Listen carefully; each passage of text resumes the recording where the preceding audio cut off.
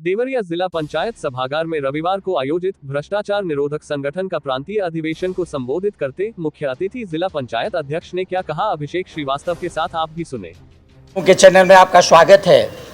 Sir, ये जान लेना चाहेंगे कि आप एक संगठन का ये निर्माण किया हुआ है भ्रष्टाचार निरोधक। इस भ्रष्टाचार निरोधक का उद्देश्य क्या है समाज के बीच में?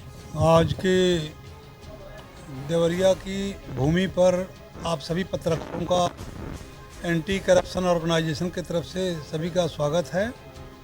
जैसा कि आपका कहना है कि उद्देश्य क्या है जी, एंटी करप्शन ऑर्गेनाइजेशन एक नॉन पॉलिटिकल ऑर्गेनाइजेशन है जिसका शुरुआत जो है 1997 में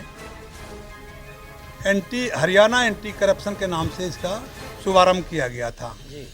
उसके बाद इसको देश से डिमांड होने लगी कि सर इसको पूरे भारत में बहुत तेज़ी से विस्तार करना है जी। तो उसके बाद इसका सन 2014 में ऑल इंडिया लेवल पर दिल्ली से इसका शुभारंभ किया गया। दिल्ली से इसका फिर नया रजिस्ट्रेशन दोबारा हुआ इसका। उसके बाद इसका नाम हरियाणा से एंटी करप्शन ऑर्गेनाइजेशन हो गया। एंटी करप्शन ऑर्गेनाइजेशन का उद्देश्य यह है कि जो भारत में विकास में सबसे बड़ा रोड़ा जो है वो है प्रशासन में भ्रष्टाचार,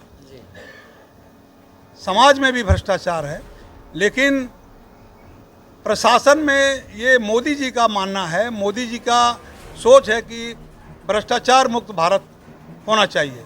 उसी मिशन पर जो हमारे प्रधानमंत्री जी का सोच है कि भ्रष्टाचार मुक्त भारत होना चाहिए, उसी पर एंटी करप्शन ऑर्गेनाइजेशन पूरे देश में काम कर रही है। जैसे आप प्रधानमंत्री जी का कह रहे हैं कि एंटी करप्शन के पक्ष में उनका वे विरोध में उनका ये एक बहुत बड़ा इसका ही चल रहा है, प्रचार भी चल रहा है, लेकिन हमको देखने को ये मिलता है कि सर बड़े से बड़े लोगों के लिए भ्रष्टाचार वहाँ और उधर चीज़ें नहीं दिखाई देती हैं। सर, इस पे क्या कहना चाहेंगे? ऐसा है कि भ्रष्टाचार तो अगर आप देखेंगे तो हर जगह कण-कण में है, हर व्यक्ति के अंदर है जी। लेकिन जिस भ्रष्टाचार को प्रयास किया जाए कि इस भ्रष्टाचार को कम किया जा सके जितना हो सके, जो हमारे देश में जो तरक्की में जो अवरोधक हो रहा है उसके ऊपर हम सभी का और जो हमारी देश की जो चौथा स्तंभ होता है मीडिया, उसको भी इस पर फोकस करना चाहिए कि भ्रष्टाचार मुक्त हो और जो लोग अपराधी हैं उनके ऊपर अपने फोकस को ज़्यादा रखें। सर, एक चीज़ और हम आपसे जान लेना चाहेंगे कि जो बड़े लोग हैं हमारे समाज में वो बहुत से भ्रष्टाचार करते हैं लेकिन उनके ऊपर लगाम नहीं लग पाता है। सर, छोटे के लिए भ्रष्टाचार पे उनके ऊपर शासन प्रशासन लगा रहता है। इस विषय में क्या कहना चाहेंगे? बड़े जो लोग भ्रष्टाचारी हैं, बिना प्रूफ का तो किसी को भ्रष्टाचारी नहीं कहा जा सकता। शब्दों में तो किसी को भी बोला जा सकता है कि भ्रष्टाचारी बड़ा अधिकारी है, लेकिन जब तक उसके खिलाफ कोई सबूत न मिले हम उसको भ्रष्टाचारी या उसके खिलाफ कार्रवाई कैसे कराया जा सकता है? आप खुद इस बारे में बताइए। मेरा ये मानना है कि जो बड़े लोग हैं वो बड़े चालाकी से अपराध करते हैं। सबसे बड़े देश में टैक्स की चोरी, जो चार्टर्ड अकाउंटेंट हमारे देश में है, जो सबसे उसके सामने प्रधानमंत्री भी ये बात बोल चुके हैं कि भ्रष्टाचार अपराध करने के लिए जो इसमें लेन देन में हेराफेरी करने के लिए वो तरीके से काम को करते हैं। सरकार हमारी जितनी सख्ती बरत रही है उतने भ्रष्टाचार हमारे समाज में बढ़ते जा रहे हैं। सर, इस पर क्या कहना चाहेंगे? देखिए, भ्रष्टाचार पर जितना अंकुश हमारे उत्तर प्रदेश में माननीय मुख्यमंत्री योगी जी ने जितना कमर कसी है, अभी तक आज तक के इतिहास में उत्तर प्रदेश में इतना तगड़ा प्रशासन कहीं भी नहीं था। तो हमारे माननीय मुख्यमंत्री योगी आदित्यनाथ जी को उत्तर प्रदेश छोड़िए, भारत के राज्यों में जाइए, जितना उनका डिमांड आज देश में है दूसरे राज्यों में उतना किसी भी नेता का नहीं है। जी सर, तो हम ये मान सकते हैं कि अन्य जो पार्टियां हैं उन पार्टियों में भ्रष्टाचार काफ़ी रहे हैं, हमारे इस सरकार में भ्रष्टाचार कम हुए हैं, इसको मान सकते हैं सर?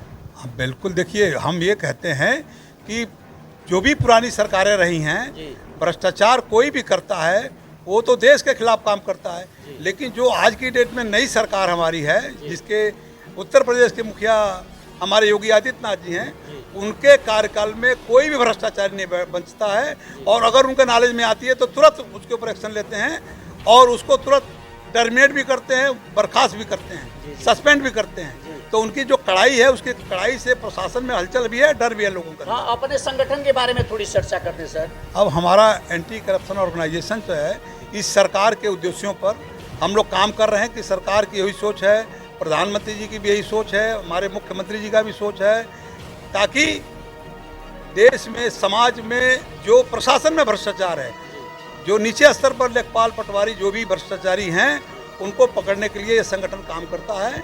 और सरकार से हम तालमेल करके चलते हैं, सरकार को सहयोग, प्रशासन को भी सहयोग करते हैं और उनसे समय पर अपने सहयोग को लेते भी हैं। तो सर एक चीज़ और जान लेना चाहिए, जैसे सरकार की आप तारीफ कर रहे हैं, क्या इसके बाद कोई अन्य सरकार आती है तो उस सरकार के विषय में आप क्या करेंगे, फिर उसका काम करेंगे सर?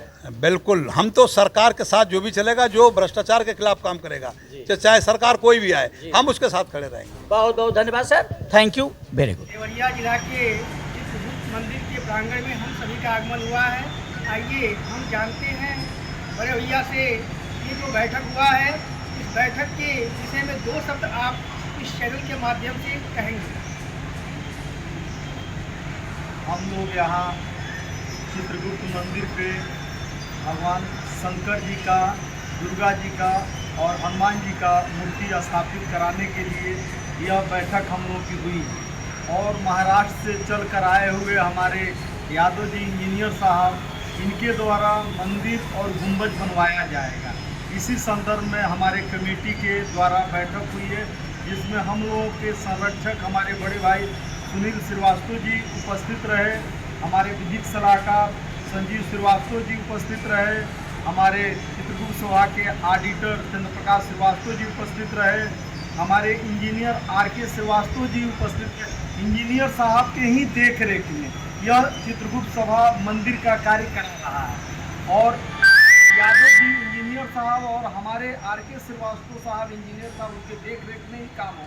और भटनी से चलकर आए हुए हमारे अभिषेक भाई का बहुत बहुत धन्यवाद, बहुत बहुत धन्यवाद। इनका भी ले लीजिए, उनका भी